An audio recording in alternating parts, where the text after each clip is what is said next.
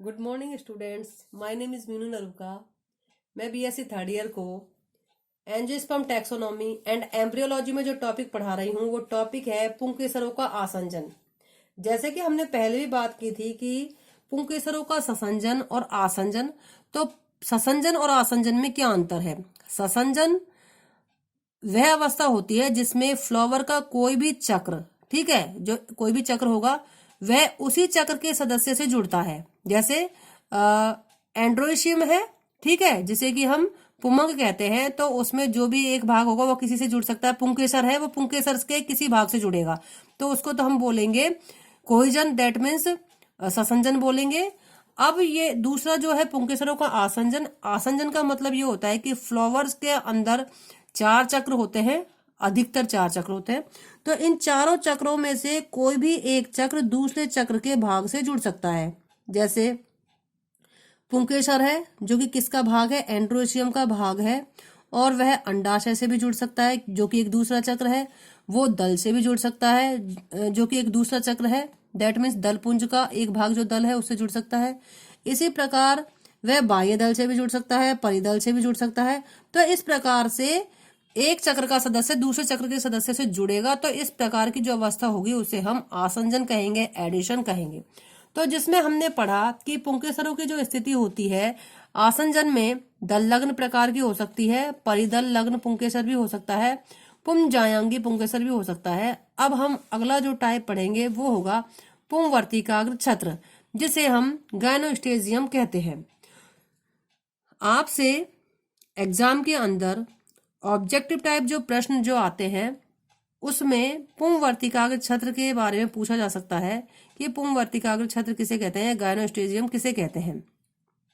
ठीक है, कि जब फ्लावर में वर्तिकाग्र और परागकोश, वर्तिकाग्र दैट मीन्स स्टिग्मा तथा परागकोश दैट मीन्स एंथर, एक दूसरे से इस प्रकार से जुड़ जाते हैं कि एक तस्त्रीनुमा संरचना बनाते हैं, प्लेट लाइक स्ट्रक्चर बनाते हैं, तो उसे पुंवर्तिकाग्र छत्र कहते हैं। अब आप देख सकते हो इसमें, तो यहां पर आप इस डायग्राम में देखेंगे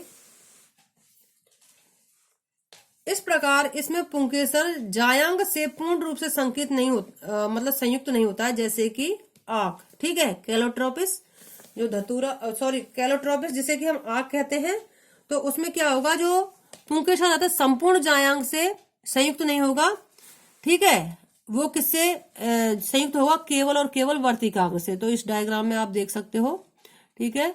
तो आप इस डायग्राम में देखिए कि जो यहाँ पर ये जायांग है, गायनोशियम है, गायनोशियम में वर्तिकाग्र होगी, वर्तिकाग्र, ठीक है, वर्तिकाग्र है, और इस वर्तिकाग्र से यहाँ पर वर्तिकाग्र है, और इस वर्तिकाग्र से जो पुंकेसर जो होंगे दैट मीन स्टेमन जो होंगे, उनके जो एंथर है, परागकोश जिसे हम कहते हैं, वो एंथर यहाँ पर जुड़ जाएंगे, ठीक है, एंथर यहाँ पर जुड़ जाएंगे और एक डिस्क लाइक स्ट्रक्चर बनाते हैं, प्लेट लाइक स्ट्रक्चर बनाते हैं। तो इसी कारण इस प्रकार की स्ट्रक्चर जो बनती है उसे हम पुंवर्तिकाग्र छत्र कहते हैं, गैनोस्टेजियम अवस्था इसको कहेंगे, ठीक है। इसके अलावा एक स्थिति आसंजन की और हो सकती है, पुंजायांग स्तंभ, ठीक है। तो पुंजायांग स्तंभ क्या होता है, जब पुंकेसर जायांग के साथ पूर्णता संयुक्त होकर पुंजायांग स्तंभ का निर्माण करे। कहने का मीन्स ये है कि इसमें जो पुंकेसर जो होगा वो जायांग से दैट मीन्स गायनोशियम से पूर्ण रूप से संयुक्त हो जाएगा, ठीक है। तो इस प्रकार की जो अवस्था होती है उसको पुंजायांग स्तंभ कहते हैं, जैसे कि आर्किडेसी, ठीक है। अब हम बात करते हैं कि जो पुंकेसर जो होते हैं उनकी संख्या भी अलग अलग प्रकार से फ्लावर्स में हो सकती है। स्टेमन नंबर, किसी पुष्प में पुंकेसरों की संख्या जो होगी वो 1 से अधिक तक हो सकती है। जैसे यदि किसी फ्लावर में एक ही पुंकेसर पाया जाता है, एक ही स्टेमन पाया जाता है, तो उसे एक पुंकेसरी कहेंगे, ठीक है, एक पुंकेसरी कहेंगे। लाल पत्ता इसका एग्जाम्पल है, दैट मीन्स जो लाल पत्ता होता है उसमें केवल एक ही स्टेमन पाया जाता है, ठीक है। तो ये अवस्था जो होती है ये क्या कहलाती है, मोनोएंड्रस अवस्था कहलाती है। दूसरा होता है द्विपुंकेसरी, मतलब वे फ्लावर्स जिसमें कि केवल और केवल दो स्टेमन ही पाए जाते हैं तो उसको हम द्विपुंकेसरी अवस्था कहते हैं। ठीक है। इसके बाद हम बात करते हैं त्रिपुंकेसरी। ठीक है। तो जिन फ्लावर्स में स्टेमन की जो संख्या है वो 3 पाई जाती है उसे हम त्रिपुंकेसरी कहेंगे, जैसे कि गेहूं। ठीक है। चतुर्पुंकेसरी, जैसे कोई फ्लावर होगा उसमें 4 स्टेमन पाए जाएंगे उसे हम चतुर्पुंकेसरी कहेंगे, जैसे सूरजमुखी जो होता है, सूर्यमुखी का जो फ्लावर होता है उसमें 4 ही पुंकेसर पाए जाते हैं। पंचपुंकेसरी, 5 पुंकेसर होंगे यदि फ्लावर में तो उसे हम 5 पुंकेसरी अवस्था कहते हैं, जैसे कि धतूरा। ठीक है। षष्ठ पुंकेसरी, जिसमें कि 6 पुंकेसर पाए जाते हैं, जैसे लिली है, सरसों है, उसमें 6 पुंकेसर पाए जा सकते हैं। बहुपुंकेसरी, जैसे किसी फ्लावर में बहुत सारे पुंकेसर पाए जाते हैं तो उसे बहुपुंकेसरी अवस्था कहते हैं, पॉलीएंड्रस अवस्था कहते हैं, जैसे कि गुड़हल, हिबिस्कस रोजा साइनेंसिस जो है उसमें बहुपुंकेसरी अवस्था देखने को मिलती है, मतलब पुंकेसरों की संख्या बहुत अधिक होती है। पुंकेसर सभी स्वतंत्र तथा एक लंबाई के या अलग अलग लंबाई के हो सकते हैं। ये चीज तो मैं पहले भी आपको बता चुकी हूँ कि पुंकेसर जो होते हैं वो किसी अन्य सदस्य से जुड़े रह सकते हैं या अपने ही चक्र के किसी सदस्य से जुड़े रह सकते हैं। दैट मीन्स वे सभी स्वतंत्र भी हो सकते हैं तथा एक लंबाई के हो सकते हैं या अलग अलग लंबाई के हो सकते हैं। दैट मीन्स अलग अलग लंबाई के जो होंगे उनको हेटेरोडायनामस कहेंगे। जब पुंकेसर भिन्न भिन्न दीर्घी होते हैं, मतलब भिन्न भिन्न उनकी लंबाई होती है, तब ये भिन्न भिन्न प्रकार के पाए जाते हैं। कहने का मतलब ये है कि जब पुंकेसर की जो लंबाई होगी वो अलग अलग प्रकार की होगी, भिन्न भिन्न दीर्घी का मतलब भिन्न भिन्न लंबाई उनकी होगी, तब ये भिन्न भिन्न प्रकार के हो सकते हैं। जिसमें हम सबसे पहले बात करेंगे चतुर्दीर्घी अवस्था, टेट्राडायनेमस। ये अवस्था जो है इम्पोर्टेंट है। ठीक है। सरसों के फ्लावर है उसमें ये देखने को मिलती है और ऑब्जेक्टिव टाइप के जो क्वेश्चन जो आते हैं उसमें आपसे पूछा जा सकता है कि चतुर्दीर्घी किसे कहा जाता है, चतुर्दीर्घी पुंकेसर अवस्था को बताइए, टेट्राडायनेमस अवस्था उसको बताइए। तब आप कहेंगे कि जब कुल 6 पुंकेसरों में से 2 छोटे बाहरी चक्र में तथा 4 बड़े भीतरी चक्र में व्यवस्थित रहते हैं तो यह अवस्था चतुर्दीर्घी अवस्था या फिर टेट्राडायनेमस अवस्था कहलाती है।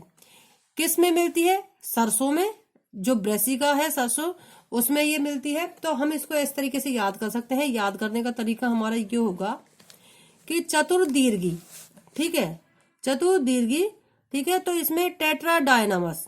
अब हमें इसको इस प्रकार से याद करना है कि चतुर मतलब 4 और 2 मतलब 4 प्लस 2 की अवस्था होगी चतुर्दीर्घी। ठीक है। और इसको याद कैसे करना है, क्योंकि हम ज्यादातर ये भूल जाते हैं कि चतुर्दीर्घी अवस्था में जब पुंकेसर पाए जाएंगे तो 2 चक्र में पाए जाएंगे, 4 का चक्र और 2 का चक्र। लेकिन हम यह भूल सकते हैं कि छोटे पुंकेसर कहाँ पाए जाएंगे और बड़े पुंकेसरों का चक्र कहाँ पर पाया जाएगा। तो इसको याद रखने के लिए एक तरीका है कि 4 जो सबसे पहले तो चतुर्दीर्घी अवस्था है उसमें हमें ये याद रखना होगा कि इसमें जो पुंकेसर होंगे 2 चक्रों में पाए जाएंगे, 1 चक्र और 2 चक्र। ठीक है। तो अंदर का जो चक्र है उसमें 4 बड़े पुंकेसर पाए जाएंगे, मतलब लंबे होंगे और 4 बड़े पुंकेसर होंगे। इसको हम मान सकते हैं राजा। ठीक है। मतलब ये राजा है। ठीक है। ये 4 है क्योंकि हम इस तरीके से मान सकते हैं कि राजा बड़ा होता है तो बड़े जो पुंकेसर होंगे वो अंदर के चक्र में होंगे और बाहरी जो चक्र है, ठीक है, बाहरी जो चक्र है उसमें केवल और केवल 2 पुंकेसर होंगे। दैट मीन्स हम इनको सिपाही मान सकते हैं। दैट मीन्स जो सिपाही हैं वो राजाओं की रक्षा कर रहे हैं। तो इस प्रकार से 4 प्लस 2 की जो अवस्था होगी तो ये जो अवस्था होती है इसे चतुर्दीर्घी अवस्था कहते हैं। दूसरी है द्विदीर्घी अवस्था, दैट मीन्स डायडायनामस अवस्था। जब कुल 4 पुंकेसरों में 2 छोटे तथा 2 बड़े पुंकेसर होते हैं तो इसे द्विदीर्घी अवस्था कहते हैं। जैसे ऑसिमम जो तुलसी है उसमें इस प्रकार की अवस्था देखने को मिलती है कि 2 चक्र 4 पुंकेसर होंगे, टोटल 4 पुंकेसर होंगे। ठीक है। और ये कैसे होते हैं, 2 छोटे होंगे और उसमें 2 बड़े पुंकेसर होंगे। तो ये वाली जो अवस्था होती है इसको हम द्विदीर्घी अवस्था कहते हैं। अब हम बात करते हैं पुंकेसरों का पुष्पासन पर निवेशन, मतलब जो थैलेमस होता है उस पर स्टेमन किस प्रकार से लगे रहते हैं। That means stamen insertion of stamen on thalamus. पुष्पासन पर पुंकेसरों का निवेशन 3 प्रकार से होता है। ठीक है, पुष्पासन जो होता है दैट मीन्स जो थैलेमस जो होता है जो थैलेमस होता है उस पर पुंकेसरों का जो निवेशन होता है, इंसर्शन जो होता है वो 3 प्रकार से होता है। सर्पिलाकार तरीके से। ठीक है, अब सर्पिलाकार का मतलब ये होगा कि जो पुंकेसर है फ्लावर के अंदर किस प्रकार से लगेंगे, इस प्रकार से, इस तरीके से, मतलब जो स्टेमन है वो इस तरीके से लगेंगे। ठीक है, ये तो हुआ कि सर्पिलाकार तरीके से पुंकेसर जो है वो थैलेमस पर लगे हुए हैं। ये थैलेमस है फ्लावर का। ठीक है, और इस पर अगर हम जायांग को देखें तो जायांग के बाद यहाँ पर जो पुंकेसर लगे होंगे तो उनकी स्थिति इस प्रकार से होगी कि वो इस प्रकार से लगे होंगे, जैसे इस तरह से घूम के इस प्रकार से लगे होंगे। तो ये होगी सर्पिलाकार अवस्था होगी, जैसे कि रेननकुलस में इस प्रकार की स्थिति देखने को मिलती है। दूसरी है पुलकित, जब पुंकेसरों के गुच्छ या समूह बन जाते हैं और प्रत्येक गुच्छ में पुंकेसरों की संख्या में भिन्नता पाई जाती है, जैसे नींबू और कैक्टस। दैट मीन्स कोई भी फ्लावर है और उसमें जो स्टेमन होंगे वो गुच्छों के रूप में होंगे, समूह के रूप में होंगे, ग्रुप्स के रूप में होंगे, और लेकिन प्रत्येक ग्रुप्स में स्टेमन की जो संख्या होगी वो बिल्कुल अलग अलग होगी। दूसरा होता है चक्रिक रूप में। दैट मीन्स होरल्ड रूप में पुष्पासन पर पुंकेसर चक्र के रूप में व्यवस्थित रहते हैं, तो इसे चक्रिक निवेशन कहते हैं। और चक्रिक निवेशन भी कई प्रकार का हो सकता है। ठीक है, अब चक्रिक निवेशन में और सर्पिलाकार निवेशन में हम कंफ्यूज नहीं होंगे। चक्रिक निवेशन में इस तरीके से पुंकेसरों का निवेशन हो सकता है। तो यहाँ पर एक चक्र हो गया, दूसरा चक्र हो गया, तीसरा चक्र हो गया, तो इस प्रकार से इसे चक्रिक निवेशन कहते हैं। अब चक्रिक निवेशन भी कई प्रकार का हो सकता है। सबसे पहले हम बात करते हैं समपुंकेसरी। ठीक है, जब पुंकेसरों का एक ही चक्र होता है तथा पुंकेसरों की संख्या बाह्य दल तथा दलों के बराबर होती है, तो इस प्रकार के पुंकेसर सामान्यतः दलों के साथ एकांतर क्रम में होते हैं, जैसे सोलेनेसी कुलों के सदस्यों में। दैट मीन्स पुंकेसरों का केवल एक ही चक्र पाया जाएगा। ठीक है, एक ही चक्र पाया जाएगा और पुंकेसरों की संख्या किसके बराबर रहेगी, सेपल के बराबर या पेटल के बराबर होती है, इनके दोनों के बराबर रहेगी। तो इस प्रकार के जो पुंकेसर होते हैं वो दलों के साथ एकांतर क्रम में होते हैं। दैट मीन्स एक बार दल और एक बार पुंकेसर, एक बार फिर दल और एक बार पुंकेसर, तो इस प्रकार की स्थिति होती है। इसे समपुंकेसरी अवस्था कहते हैं। सोलेनेसी कुल के जो सदस्य होते हैं उसमें इस प्रकार की अवस्था पाई जाती है। इसके बाद हम बात करते हैं डिप्लोस्टोमोनस। ठीक है, पुंकेसर के जब 2 चक्रों में होते हैं, मतलब डिप्लोस्टोमोनस में पुंकेसर के कितने चक्र होंगे, 2 चक्र होंगे। पहला चक्र बाह्य दल के सामने तथा दूसरा चक्र दल के सामने होता है। मतलब पुंकेसर का चक्र तो होंगे 2, लेकिन एक चक्र किसके सामने होगा, दलों के सामने, और दूसरा चक्र जो होगा वो होगा बाह्य दल के सामने होगा। ठीक है, तो लिलियसी कुल के जो सदस्य होते हैं उनमें इस प्रकार की स्थिति देखने को मिलती है। अगला है दलाभिमुख। ठीक है, तो इस प्रकार में क्या होगा, पहले चक्र के पुंकेसर दलों के सामने तथा दूसरे चक्र के पुंकेसर बाह्य दलों के सामने होते हैं। ठीक है, उसका उल्टा हो गया, पहले चक्र के पुंकेसर जो होंगे वो दल के सामने होंगे और दूसरे चक्र के जो पुंकेसर होंगे वो बाह्य दल के सामने होंगे। तो कैरियोफिलियसी कुल के जो सदस्य है उसमें इस प्रकार की अवस्था देखने को मिलती है। पॉलीस्टोमेनस, जब पुंकेसर 2 से अधिक चक्रों में होता है तो इसको पॉलीस्टोमेनस अवस्था कहते हैं, जैसे कि सेजिटेरिया।